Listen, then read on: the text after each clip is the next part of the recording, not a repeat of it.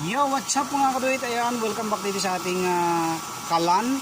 At para po dun sa mga nagtatanong bakit po tinawag siyang 3-in-1, kasi po kaya po tinawag siyang 3-in-1 dahil pwede po sa kuryente, pwede po siya sa battery at pwede po sa solar.